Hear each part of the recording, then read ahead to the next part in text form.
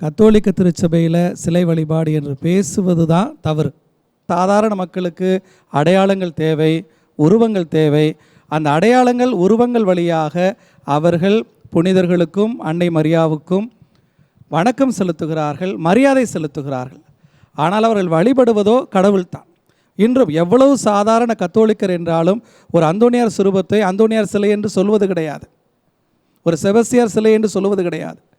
இந்த அந்தோனியாரும் இந்த செபஸ்தியாரும் தான் எங்களுக்கு தெய்வங்கள் என்று எந்த ஒரு அடிமட்ட கத்தோலிக்கரும் கூட சொல்லுவது கிடையாது. அந்த அளவுக்கு தெளிவுள்ளவர்கள் தான் நம்முடைய மக்கள். ஆக நான் ஏற்கனவே சொன்ன அந்த கருத்தின்படி மனிதர்கள் என்றால் அவர்களுக்கு உருவங்களும் அடையாளங்களும் அவசியம். இவையெல்லாம் பண்பாட்டு அடையாளங்கள்.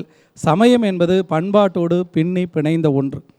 இந்த பின்னணியில்தான் இந்த சுரூபங்கள் அல்லது சுரூபங்களுக்கு நாம் செலுத்தக்கூடிய வணக்கங்கள், வணக்க முறைகள், தேர் சப்பரம் பின்னர் பேசுவதாக இருந்தாலும் கூட இது குறித்து நாம் பேசுகிற எல்லா காரியங்களுமே நாம் செலுத்தக்கூடிய வணக்கம். எங்கள் வீட்டில் எங்கள் அப்பாவுக்கும் அம்மாவுக்கும் ஃபோட்டோ வச்சுருக்குறாங்க. அவங்க இறந்து 25 ஆண்டுகளுக்கு மேலே ஆகிறது. இன்றைக்கு அதை பார்த்தா நான் போய் ஒரு மாலை போடுவேன், ஒரு மெழுகுத்திரி ஏற்றி வைக்கிறேன், அவர்களுக்கு முன்னால் வணங்கி நிற்கிறேன். அவர்களை நான் வழிபடுவதாக அர்த்தமில்லை, அவர்களுக்கு நான் மரியாதை செலுத்துகிறேன்.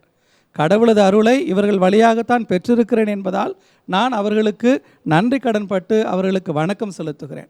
புனிதர்களது வணக்கம் என்று வருகிற போதும் சாதாரண மக்களுக்கு நாம் சொல்லிக் கொடுக்கக்கூடிய முறை இதுதான். இதில் புரிதல் கோளாறு இருக்கலாம், அது நம்முடைய கத்தோலிக்கரின் குறைபாடுகளாக இருக்கலாம். ஆரிக்ரா சொன்னது போல காலப்போக்கில் ஒரு சில அபரிமிதங்கள் இருந்திருக்கின்றன, அதிகப்படுத்தப்பட்டு இருக்கின்றன. இது குறைபாடுகளை ஒழிய இது பாவம் கிடையாது, கடவுளை புறக்கணித்ததாக அர்த்தம் கிடையாது.